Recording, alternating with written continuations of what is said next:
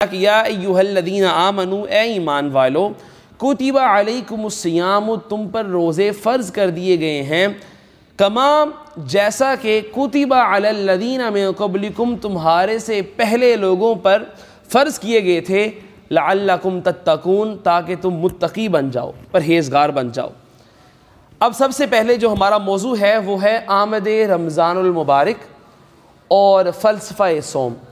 اب میں سب سے پہلے جو گفتگو کرنا چاہوں گا موضوع کے پہلے حصے پر کہ رمضان المبارک کے موضوع کے اوپر، حضرت علی شیر خدا کرم اللہ وجہ الکریم، مولا علی کا فرمان ہے، آپ فرماتے ہیں غنیت الطالبین میں، شیخ عبد القادر جیلانی رحمۃ اللہ تعالی علیہ آپ فرماتے ہیں، ان کے قول کو آپ نے نقل فرمایا اور فرماتے ہیں کہ تم یہ نہ کہو لا تقل جاء رمضان، لا تقل یأتی رمضان، تم یہ نہ کہو رمضان آیا، رمضان آ رہا ہے، یہ بات نہ کہا کرو۔ کیوں؟ یہ رمضان ہے، یہ اللہ تعالیٰ کا اسم مبارک ہے، رمضان جو ہے یہ اللہ تعالیٰ کی صفت مبارک ہے۔ تو پھر اس اللہ تعالیٰ اس مہینے میں کیا فرماتا ہے؟ اس مہینے میں اللہ تعالیٰ ہر عبادت کا اجر جو ہے 10 گنا بڑھا دیتا ہے، یہ اس کی برکت یہ ہے۔ تو اس لیے تم یہ نہ کہو کہ رمضان آ رہا ہے، بلکہ یہ کہو رمضان المبارک کا مہینہ آ رہا ہے۔ تو یہ مبارک اور بابرکت مہینہ ہے کہ حضور علیہ الصلوۃ والسلام نے جس کے بارے میں ارشاد فرمایا کہ تم کس کا استقبال کر رہے ہو اور کون تمہارا استقبال کر رہا ہے۔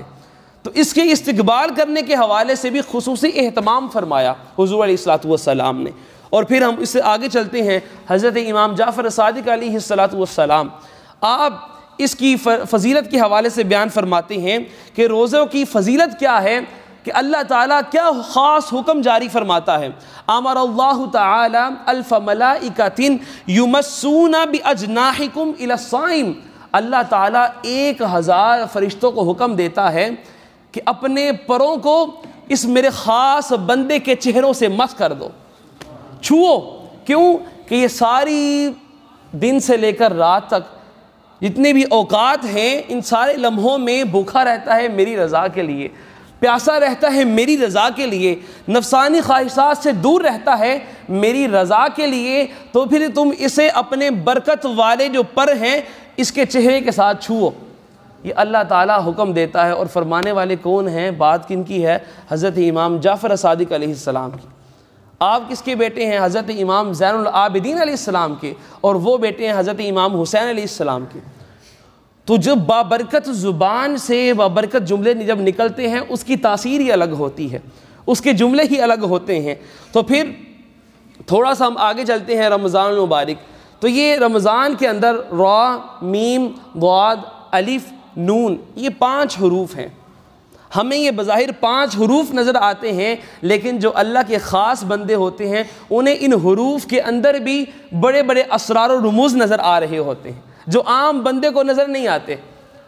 شیخ عبد القادر جیلانی رحمۃ اللہ تعالی علیہ غنیت الطالبین میں فرماتے ہیں کہ رمضان کی جو 5 حروف ہیں، اس میں را ہے، اس سے مراد ہے اللہ تعالیٰ کی رضا، را سے رضا، اللہ تعالیٰ کی رضا مراد ہے کہ بندے کا ہر عمل اللہ تعالیٰ کی خاص رضا کے لیے بن جاتا ہے۔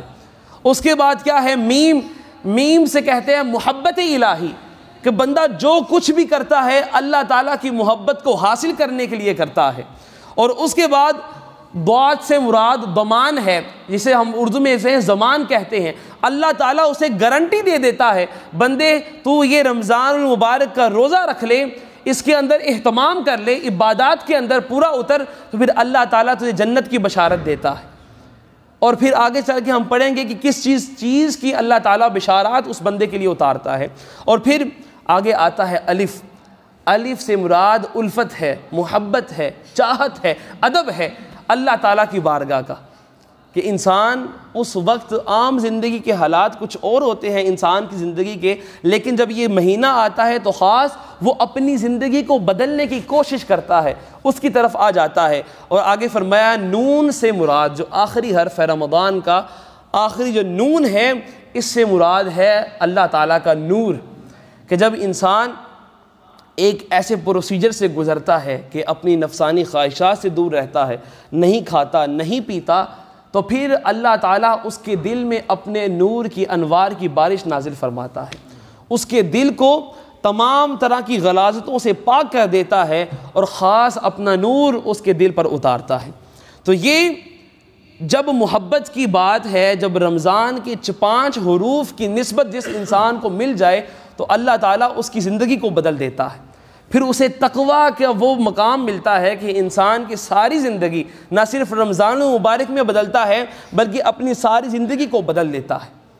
تو یہ تقویٰ جو ہے یہ اصل مقصد ہے رمضان المبارک کو ہمیں جو روزے رکھتے ہیں جو اللہ تعالیٰ نے ہمیں عطا کیا۔ اس کے بعد ایک کرسچن ہے، اس نے ایک کتاب لکھی المنجد فی اللغۃ العربیہ، اور اس کے اندر اس نے کیا کیا، اس کا نام ہے لوئس مالوف، اس نے کتاب لکھی المنجد، اور اس نے رمضان المبارک کا جو مہینہ ہے رمضان کا اس نے معانی بیان کیے، مفہوم بیان کیے۔ اس نے جو مطلب بیان کیا، اس نے کہا کہ محرم، صفر، ربیع الاول، ربیع الثانی کے اسلامی مہینے جتنے بھی ہیں، رمضان المبارک کا وہ عظیم مہینہ ہے جس کا نام خود اللہ تعالیٰ نے رکھا ہے۔ باقی جتنے بھی مہینے ہیں ان کی اپنی اپنی فضیلت ہے، لیکن یہ وہ مہینہ ہے جس کا نام اللہ تعالیٰ نے خود تجویز کیا ہے۔ فرمایا شہر رمضان الذی انزل فیہ القرآن ھدی للناس وبینات من الھدی والفرقان، رمضان کا یہ وہ عظیم مہینہ جس میں اللہ تعالیٰ نے قرآن کریم کو نازل فرمایا۔ تو یہاں پر اللہ تعالیٰ نے اس کا نام بھی خود رکھا ہے، اور آپ فرماتے ہیں جو کرسچن یہ لکھ رہا ہے اس نے یہ بات لکھی کہ جو رمضان ہے عربی کے اندر کہتے ہیں خریف کے بعد تازہ آنے والی جو بارش ہوتی ہے اس کو رمضان کہتے ہیں۔ اب اس کے اندر آگے حکمت یہ ہے، خریف کسے کہتے ہیں کہ جب آلودگی چھا جاتی ہے، ہر طرف گندگی ہوتی ہے، تو پھر اس عالم کے اندر جب بارش ہوتی ہے تو وہ بارش ان ساری کی ساری آلودگی کو، گندگی کو دور کر دیتی ہے۔ اس لیے رمضان مبارک کا یہ نام رکھا گیا کہ جب انسان ساری زندگی گناہ کرتا رہتا ہے، گناہوں کی زندگی کو، اپنی زندگی کو گناہوں کے ذریعے سے آلودہ کر دیتا ہے، گندا کر دیتا ہے، تو پھر اس مہینے میں خاص اللہ تعالیٰ اپنی رحمت کی بارش نازل فرماتا ہے اور اس انسان کی زندگی سے گناہوں کی گندگی کو، آلودگی کو دور کر دیتا ہے اپنی رحمت کی بارش کے ذریعے سے۔ تو یہ رمضان مبارک کا یہ وہ عظیم مہینہ ہے کہ جس میں بندہ عبادت ایک کرتا ہے اور اس کا اجر و ثواب اسے 10 گنا دیا جاتا ہے، 10 گنا دیا جاتا ہے۔ اب آئیے چلتے ہیں اگلے موضوع کے عنوان کی طرف، جس میں ہم نے رکھا کہ فلسفہ صوم کیا ہے۔ آیت مبارکہ پڑھنے کا شرف حاصل کیا اور رب کائنات نے ارشاد فرمایا یا ایھا الذین آمنوا کتب علیکم الصیام، اے ایمان والو تم پر روزے فرض کر دیے گئے ہیں۔ اب یہ حکم نازل فرمایا، آگے ہی ایک بات ارشاد فرمائی کما کتب علی الذین من قبلکم، اس طرح سے فرض کیے گئے ہیں جیسے کہ تمہارے سے پہلے لوگ تھے ان پر فرض کیے گئے تھے۔ یہ کوئی نئی چیز نہیں ہے بلکہ تم سے پہلے لوگ بھی رکھتے آئے ہیں۔ اب یہاں پر اللہ تعالیٰ نے اقیم الصلاۃ کا بھی جب ذکر فرمایا، آتوا الزکوٰۃ کا بھی ذکر عطا فرمایا، باقی عبادات کا بھی ذکر کیا، لیکن ان میں یہ چیز نہیں فرمائی کہ تم سے پہلے لوگ بھی کرتے آئے ہیں۔ لیکن جب اس طرح کی روزے کی عبادت فرمائی تو فرمایا تم سے پہلے بھی لوگ کرتے آئے ہیں۔ کیا حکمت تھی اس بات میں؟ آئیے دیکھتے ہیں کہ جب مثال کے طور پر مثال لیتے ہیں، ایک ماں اپنے 4-5 بچوں کو ڈاکٹر کے پاس لے کے جاتی ہے، 4-5 بچار کو ٹیکہ لگ جاتا ہے، ڈاکٹر اس کو جو ہے وہ ٹیکہ لگا دیتا ہے کہ چلو تم جو ہے آرام آ جائے گا۔ جو آخری بچہ ہوتا ہے وہ چھوٹا ہوتا ہے، سب سے ڈر رہا ہوتا ہے، آخری بچہ ہوتا ہے، بڑا لاڈ اور پیار سے پالا ہوتا ہے ماں نے۔ پھر ماں اس کو پھر جب وہ بچہ ضد کر رہا ہوتا ہے نا، پھر ماں اسے کہتی ہے تیرے پراوانوں بھی لگ گیا، پہلے تمہارے بھائیوں نے بھی لگوایا ہے، کچھ نہیں ہوتا، تمہیں بھی لگ جائے گا، صحت یاب ہو جاؤ گے، بیماری دور ہو جائے گی۔ تو اللہ تعالیٰ نے بھی اپنی خاص اور لاڈلی امت، اپنے لاڈلے حبیب کی لاڈلی امت پر ارشاد فرمایا کہ تم ڈرو نہیں، تم سے پہلے بھی لوگ رکھتے آئے ہیں، کوئی نئی چیز نہیں ہے، تم سے پہلے بھی لوگ رکھتے آئے ہیں۔ مقصد کیا ہے؟ تم تقوی اختیار کر لو، تم تقوی اختیار کر لو۔ اچھا، اب یہ پہلے بھی لوگ رکھتے آئے ہیں، پہلے کیسے رکھتے آئے؟ تفسیر نعیمی میں، تفسیر ابن کثیر میں اور بھی کافی تفسیر کی کتب میں آیا ہے کہ حضرت آدم علیہ السلام کو جب وہ ممنوع پھل کھانے پر اللہ تعالیٰ نے زمین پر اتار دیا اور آپ عرصے دراز تک اللہ رب العزت کی بارگاہ میں استغفار کرتے رہے، جب اللہ تعالیٰ نے توبہ قبول فرما لی تو دنیا کے رہنے کی وجہ سے، دنیا میں رہنے کی وجہ سے وہ دنیا کی ایک رنگت ہوتی ہے خاص، اور دنیا اللہ تعالیٰ کے نزدیک ایک مچھر کے پر کے برابر کی حیثیت بھی نہیں رکھتی۔ تو اللہ تعالیٰ کے نزدیک دنیا بڑی گھٹیا چیز ہے۔ تو اللہ تعالیٰ جب ارشاد فرماتا ہے کہ اے میرے بندے، اے میرے آدم، جب تم نے اس دنیا میں رہے ہو، تمہارے منہ پہ یہ دنیا کی گندگی کے آثار لگ رہے ہیں، وہ جو جنت میں اللہ تعالیٰ کی خاص قربت کا نور تھا، دنیا میں آنے کی وجہ سے دنیا کی گندگی کی وجہ سے گند پڑ گئی، تو پھر اللہ تعالیٰ نے حکم دیا، اے آدم آپ ہر مہینے میں 3 روزے رکھا کرو، 13ویں، 14ویں اور 15ویں کا روزہ، اسے بولتے ہیں ایام 20۔ کیا کہتے ہیں؟ ایام، سفید دن کے روزے رکھا کرو۔ جب انہوں نے یہ سفید دن کے ہر مہینے کے رکھنا شروع کیے تو اللہ تعالیٰ نے انہیں ویسی چمک عطا فرما دی ان کے چہرے انور پر جیسی جنت میں رہتے تھے تب عطا ہوئی تھی۔ تو یہ دنیا میں آنے کے بعد بھی کوئی بندہ یہ چاہتا ہے کہ اس طرح کی لذت جو جنتی لوگوں کو ملتی ہے وہ دنیا میں رہتے ہوئے مل جائے، تو پھر وہ ایام 20 کے روزے رکھا کرے۔ اسی طرح سے حضرت داؤد علیہ السلام آپ بھی روزے رکھا کرتے تھے، ایک دن چھوڑ کر اگلے دن روزہ رکھتے تھے، پھر ایک دن چھوڑ کر، اسے صوم داؤدی کہا جاتا ہے۔ حضرت موسیٰ علیہ السلام نے پہلے 20 دن روزے رکھنے کا ارادہ کیا، اس کے بعد 10 میں مزید اضافہ کر دیا، 30 دن روزے رکھے۔ اس طرح سے چلتے چلتے یہ پہلی امتیں بھی رکھتی ہوئی آئی ہیں، تو کوئی نئی چیز نہیں ہے۔ تو یہ اس لیے فرمایا کہ کتب علی الذین من قبلکم، یہ تم سے پہلے لوگ بھی رکھتے ہوئے آئے ہیں۔ اچھا، اب یہاں پر ایک اور بڑی بات ہے، یہاں پر اللہ تعالیٰ کا دستور کیا نظر آتا ہے؟ اللہ تعالیٰ نے کوئی بھی عبادت کا ہمیں حکم دیا ہے نا، حکم دینے کے بعد ساتھ ہی فرما دیا اس کی قبولیت کب ہوگی، سمجھا جائے تو اس کی قبولیت کب ہوگی۔ جیسے نماز ہے، اللہ رب العزت نے نماز کو جب حکم دیا تو ساتھ ہی فرما دیا ان الصلاۃ تنہی عن الفحشاء والمنکر۔ ایک شخص نے حضرت امام جعفر صادق علیہ السلام سے سوال کیا کہ حضرت میں نمازیں پڑھتا رہتا ہوں، عرصہ دراز ہو گیا ہے، میں نمازیں پڑھتا رہتا ہوں، ذرا مجھے بتا دیں میری نمازیں قبول بھی ہو رہی ہیں کہ نہیں ہو رہی؟ اگر نمازیں قبول نہیں ہو رہی تو میں یہ مشقت کر رہا ہوں، اٹھتا ہوں، بیٹھتا ہوں، سجدے کرتا ہوں، یہ میں چھوڑ دوں کوئی اور کام کر لوں؟ تو آپ نے فرمایا ایسی بات نہیں ہے، قبولیت ہو یا نہ ہو لیکن اللہ تعالیٰ نے اس کا مقصد بیان کر دیا، فرمایا ان الصلاۃ تنہا عن الفحشاء والمنکر۔ اگر تو راستے میں چل رہا ہو، کسی کی بیٹی راستے میں گزر رہی ہو، اسے تو راستے میں گزر رہا ہو اور تو دیکھتے ہی نظریں جھکا لے، سمجھ لے تیری نمازیں قبول ہو گئی ہیں۔ تیری نظریں جیسے ہی اس پر پڑے تو وہ نظریں جھک جائیں تو سمجھ لے کہ تیری نمازیں قبول ہو گئی ہیں۔ کیوں؟ بے شک نماز جو ہے وہ برائی سے اور فحاشی سے روکتی ہے۔ تو اگر تیری نماز تجھے برائی سے نہیں روک رہی، فحاشی سے نہیں روک رہی، تو سمجھ لے قبولیت میں کہیں نہ کہیں گڑبڑی آ رہی ہے۔ وہ قصور بھی تیرا ہے کہ تو اپنی نظروں کی حفاظت نہیں کرتا، اپنی دماغ کی سوچ کی حفاظت نہیں کرتا، اپنے ہاتھوں کی حفاظت نہیں کرتا، اپنے قدم کی حفاظت نہیں کرتا۔ یہ تو کرنا شروع کر دے، برائی سے بچتا چلا جا، اللہ تیری نمازوں کو قبول فرمانا شروع کر دے گا۔ تو یہ فرمایا کہ عبادت کا مقصد اللہ تعالیٰ نے ارشاد فرما دیا۔ اچھا، اب ہم دوسرے مذاہب کو دیکھتے ہیں۔ کوئی بھی مذہب ہے، ہم ہندو کو لے لیتے ہیں، وہ گائے کی پوجا کرتے ہیں، تو وہ گائے کو اپنا معبود مانتے ہیں، تو گائے کے سامنے جھکنے سے، ان کا جو بھی وہ کام کرتے ہیں کرنے سے گائے نہیں بتاتی کہ تمہاری یہ عبادت قبول ہوئی یا نہیں ہوئی۔ وہ ستاروں کی کوئی لوگ پوجا کرتے ہیں، ستارے نہیں بتاتے کہ تمہاری عبادت کا مقصد کیا ہے، قبول ہوئی ہے نہیں ہوئی۔ کوئی سورج کی عبادت کرتا ہے، سورج نہیں بتاتا، کوئی آگ کی عبادت کرتا ہے، آگ نہیں بتاتی، چاند کی کوئی عبادت کرتا ہے، چاند نہیں بتاتا، مگر ایک معبود الہ واحد ہے جو ہمارا رب ہے، عبادت کو نازل فرماتا ہے، حکم دیتا ہے، ساتھ ہی قبولیت اور اس کا مقصد بھی بیان فرما دیتا ہے، گارنٹی دے دیتا ہے کہ تمہاری عبادت قبول کیسے ہوگی۔ تو نماز کا حکم نازل ہوا تو فرما دیا ان الصلاۃ تنہی عن الفحشاء والمنکر والبغی، کہ تمہاری نماز تمہیں بے حیائی سے، گناہوں سے، برائی سے روکتی ہے، سمجھ لو تمہاری نمازیں قبول ہیں۔ زکوٰۃ کا حکم نازل کیا، فرمایا آتوا الزکوٰۃ، زکوٰۃ ادا کرو۔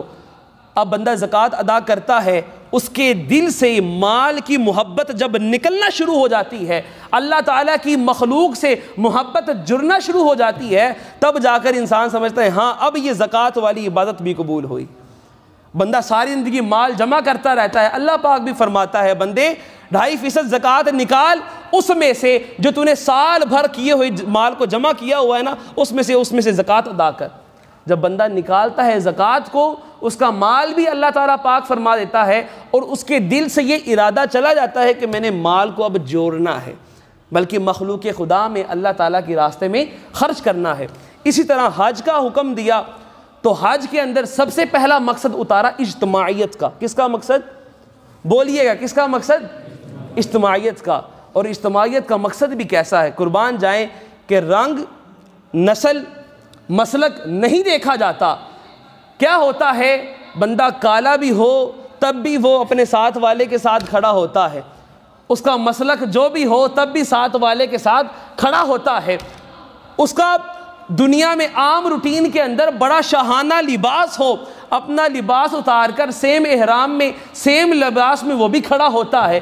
اپنی ہستی کو مٹا کر اللہ تعالیٰ سب کو کہ بندے حکم دیتا ہے اپنی ہستی کو مٹا دو، اور اپنے کپڑوں کے اندر یہ تفریق ہے اس کو بھی ختم کر دو، اپنے مسلک کے اندر جو بھی تفریق ہے اس کو ختم کر دو، اپنے رنگوں کے اندر جو بھی تفریق ہے اس کو ختم کر دو۔ اللہ تعالیٰ کی بارگاہ میں بلند کون ہے؟ فرمایا ان اکرمکم عند اللہ اتقاکم، اللہ تعالیٰ کے ہاں بھی معزز وہی ہوگا جس کا تقوی ہوگا، جو اللہ تعالیٰ سے ڈرنے والا ہوگا۔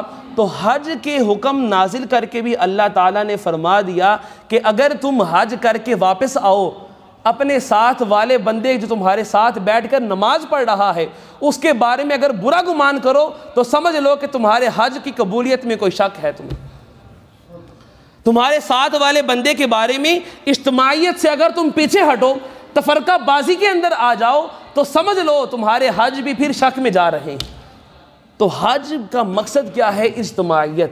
تو اللہ تعالیٰ نے عبادت کو جب نازل فرمایا تو ساتھ ہی ساتھ اس کا کیا فرمایا؟ مقصد بھی بیان فرما دیا۔ تو فرمایا یا ایھا الذین آمنوا کتب علیکم الصیام کما کتب علی الذین من قبلکم لعلکم تتقون، کہ رمضان کے روزے فرض کر دیے ہیں، مقصد یہ ہے کہ تم اللہ تعالیٰ کا تقوی اختیار کر لو، تقوی اختیار کر لو۔ آئیے حدیث مبارکہ دیکھتے ہیں۔ حضور علیہ الصلوۃ والسلام ایک مرتبہ آپ جو خطبہ دینے کے لیے ممبر پر جلوہ افروز ہو رہے ہیں، پہلی سیڑھی مبارک پر آپ قدم رکھتے ہیں تو آمین کہتے ہیں، دوسری سیڑھی مبارک پر آپ قدم رکھتے ہیں تو آمین کہتے ہیں، تیسری پر آپ قدم رکھتے ہیں آمین کہتے ہیں۔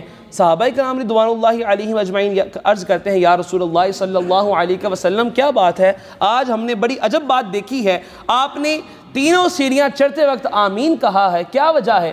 حضور علیہ الصلوۃ والسلام نے ارشاد فرمایا کہ میرے پاس ابھی جبرائیل امی آئے تھے اور انہوں نے تینوں مرتبہ الگ الگ جو ہے وہ دعا کی۔ پہلی بار جب میں سیڑھی چڑھنے لگا تو اس نے کہا بدبخت ہے وہ شخص یا رسول اللہ صلی اللہ علیہ وسلم جو رمضان المبارک کا مہینہ پائے اور اس میں عبادت کر کے اپنی بخشش نہ کروا لے، تو ایسے شخص پر بدبختی ہے۔ تو حضور علیہ الصلوۃ والسلام نے اس پر آمین فرمایا۔ اللہ اکبر۔ دوسری بار سیڑھی چڑھنے لگے، اس وقت کیا ہوتا ہے؟ جبرائیل امی عرض کرتے ہیں یا رسول اللہ صلی اللہ علیہ وسلم بدبخت ہے وہ شخص جو بڑھاپے کے عالم میں اپنے والدین کو پائے اور ان کی خدمت کر کے جنت حاصل نہ کر لے۔ حضور علیہ الصلوۃ والسلام نے فرمایا آمین۔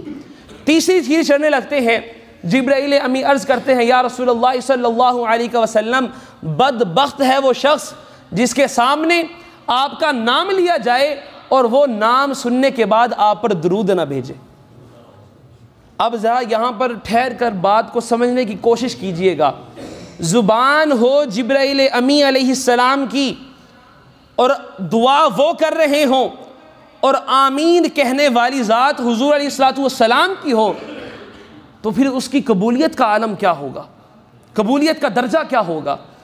تو اللہ تعالیٰ کے حبیب صلی اللہ علیہ وآلہ وسلم نے یہ رمضان المبارک کے روزوں کی اہمیت کو بتا دیا کہ باقی عبادات کرو گے تو پھر کیا ملتا ہے؟ تمہیں تقویٰ کا نور ملتا ہے، اور پھر جب رمضان کی عبادت خاص طور پر کرتے ہو تقویٰ کا نور بھی ملتا ہے، رب کی رضا کا حصول بھی ملتا ہے۔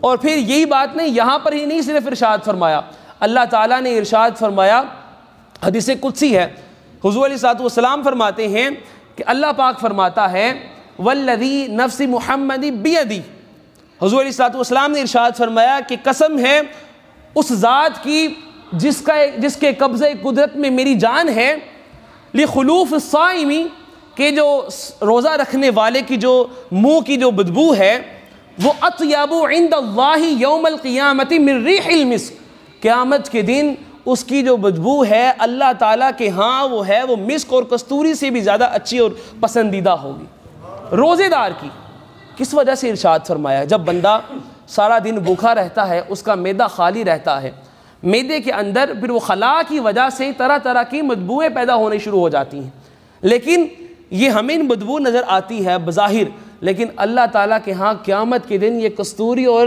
مسک سے بھی زیادہ خوشبودار ہوگی۔ اللہ تعالیٰ اس کا اجر عطا فرمائے گا۔ اور صرف یہی بات نہیں ہے، باقی عبادات کرتے ہو ثواب ملتا ہے، جب روزہ رکھتے ہو ثواب بھی ملتا ہے، اللہ تعالیٰ اپنا آپ بھی عطا فرماتا ہے۔ کس طرح سے؟ فرمایا الصوم لی وانا اجزی بہ، روزہ میرے لیے ہے اور میں ہی اس کی جزا دینے والا ہوں۔